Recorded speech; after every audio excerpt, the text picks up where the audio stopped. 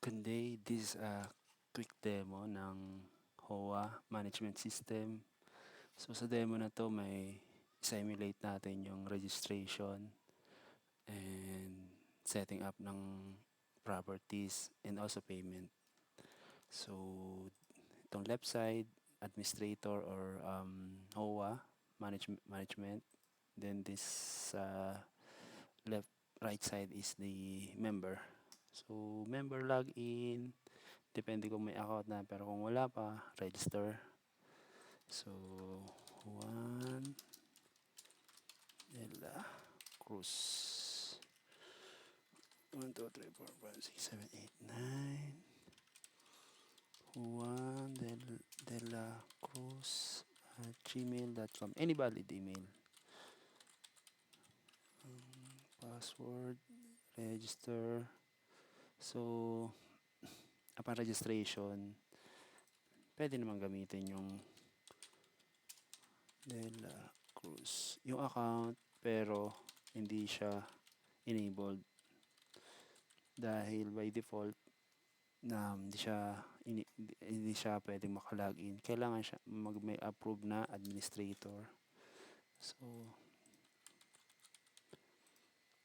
kailangan i-unlock ni administrator. So need niyang pumunta sa administrator page. Tingnan yung mga users. Makikita na si Juan de la Cruz ay nakalock hanggang 21-24. So simply unlock. And then ngayon, pag nag-sign in si member, makakapasok na siya. So dashboard, walang date ang laman, wala siyang properties, wala siyang monthly dues. So bago maka-monthly dues si mga member, kailangan mag-create ng isang administrator ng monthly due. So same din dito sa administrator page or yeah. So unang niyang gagawin, mag-create ng monthly due. So ito ay from July 1 to July 31, due date July 31. Let's say 300 July monthly due. Save. Once na save, wala pang payments na marireceive to. So i-click yung button para i-specify kung sino yung mga member na isasama dito. Actually, need kong i-gawan muna ng property si newly registered member. So balik ako kay users, kay Juan de la Cruz, properties, mag-add tayo ng isa. Let's say Block 102 San Carlos Homes.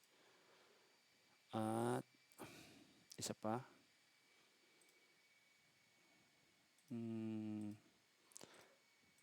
Yan.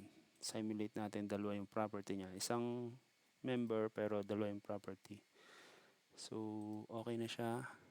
Balik tayo sa monthly dues.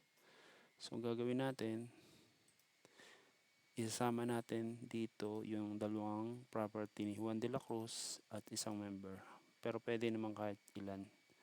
Sabihin natin na by default 300 pero baguhin natin, gawin natin 400. Yeah. Ma-update naman yung monthly due info. So yun, ito waiting na siya sa tatlong payments.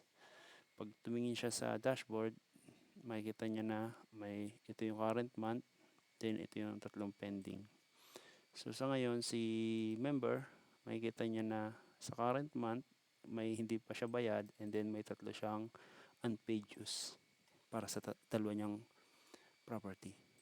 So either pumunta siya dito ulit or i-click niya to para magbayad siya. So simple, ang gagawin lang niya, pending upload payment, pero magkakaroon ng error dito. May concept ng mode of payment. So ito yung mga GCash kung bank or ano. Parang kailangan i-specify dito sa form na to kung saan papupuntahin yung payment. So dahil wala, kailangan mag-create ni admin ng payment method. So create tayo ng isa. Maraming option pero normally GCash. GCash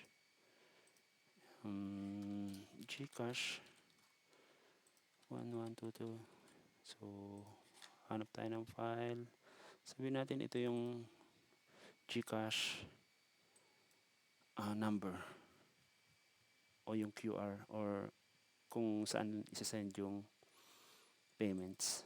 So meron na tayong payment pero kung i-refresh natin to, same pa din, wala pa rin daw mode of payment dahil ang next gawin ni admin ay mag-create ng timesheet. So ito yung posibleng may shifting kung sino yung mga administrator or sa BOD na parang sila yung magpo-process ng mga payments dun sa ship na yon. So mag-add tayo ng payment. So si System 1, isa siyang admin, mag-ship siya from 5 PM to 1 AM ng madaling araw, which is hindi normally ginagawa. So yun, nakadrop pa siya. Ito yung mga possible. So pag open, makita na. Pag close, hindi na makikita. So mag-add tayo dito ng isang payment method. Bakit hindi lumabas?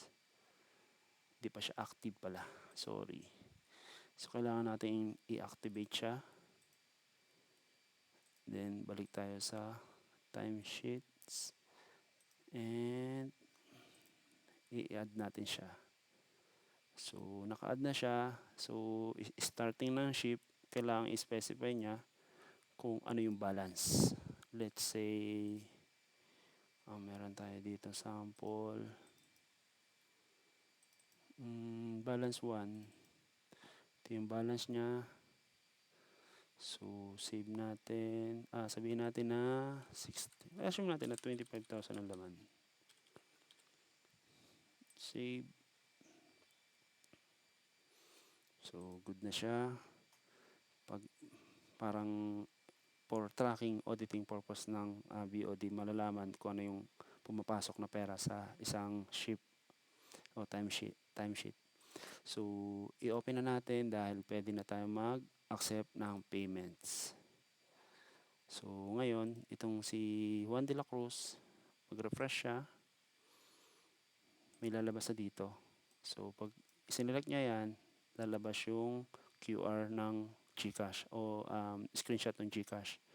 So sabihin natin binayaran na yung 400, sabihin natin 500, excess 100. May option si user na mag-upload ng screenshot ng transaction. Hindi na natin gagawin pero sige, gawin na pala natin. Send GCash. So yan. Assume natin na ito ay 500. Save. Upon saving, ang next step ni makikita yung payments. An-upload ni Juan de la Cruz. So history, nagbayad ng 500. And then, kung okay na siya, halimbawa kung hindi niya na-delete ito, hindi niya i-correct, pwede niya niyang i-submit for approval. So, sa ngayon, wala na magagawa si member, dahil naka-pending. Dito naman sa administrator or sa kung sino man yung nagpa-process, makikita niya na may isang payment uploaded. So, ito yung status para doon sa monthly due na pwede na niyang makikita niyo yung history na pwede niya nang bigyan ng resibo. Sabihin natin nagbayad siya ng 400. So, 400. Approve. Sabihin natin na ito yung anything na receipt. So, gamitin na lang natin na receipt yung ito ulit. So, habang nagsisave yan, makikita din nyo ng member. So, dito, save 400. Wala 500. Anyway, so yun, makikita na approve. Isa siyang receipt. In-approve siya ni System 1 Administrator. Ito yung payment kanina ni member. So, next step ni Administrator ay i-send for approval. So, pwedeng ibang user ang mag-approve nito, pwedeng mas nakakataas para i-approve or i-reject. So, assume natin na siya na rin yung nag-approve. So, yun. Okay na tong payment na to. So, approve na. Kung mapapansin natin, pag click natin yung home property, wala na siyang unpaid, may paid siya na 400. So, yun. So, di yung nakalagay, actual approve 500. Then, kung babalikan natin lahat yung dues niya, dapat isang approve, isang pending. And then, sa dashboard niya, may hindi pa rin siya bayad, pero may isang monthly due na kailangan pang bayaran. Then, sa dashboard ni admin, makikita niya naman nagbayad na isa and may dalawa pang hindi bayad. So, i-fast track natin to. Approve 400 test, send GCash money, save, then submit for approval. Then si admin, makikita niya na may another na for ready for processing. So pending, add siya ng receipt, 400 test, kailangan niya magbigay ng resibo, upload, and then set for approval, and then pwedeng reject, pwedeng approve. So demo, for the sake of demo, approve na natin. So ito makikita din ng member na goods na siya.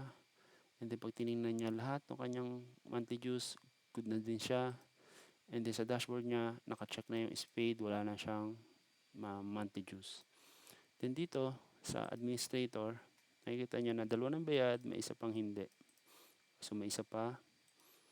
And then kapag tinignan niya yung monthly dues, makikita niya na almost isa na lang, may progress bar, so makikita niya 1. And then dalawa ng bayad. So try nating i-log out to dahil ang isang hindi pa bayad ay si member 1. So login natin si member 1. at gmail.com. Kasi si member 1 ay, ang email niya ay, tama. Password is incorrect. So, same din, pag nag-login ng isang member, makikita niya na hindi pa siya bayad, may isa pa siya kailangang bayaran. Payments, wala pa. Lagyan natin ng payment. Piliin natin itong GCash na to. 400 test. This time, huwag tayo mag-upload. Pwede rin yun. So, may payments, submit for approval. Si administrator, makikita niya na may dalawang approve, may isang for approval. Add receipt.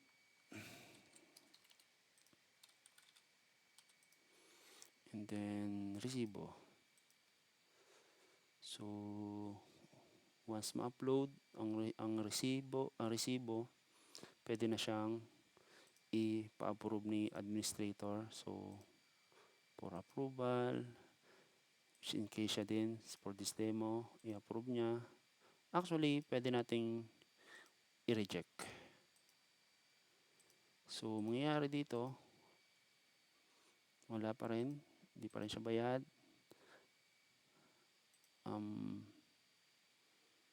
Actually na ano siya, na flag as bayad, which is hindi dapat, rejected siya dapat So anyway, lahat pa lang ginawa ko ay sinet ko siya sa approve. Anyway, ito mababalik siya sa rejected.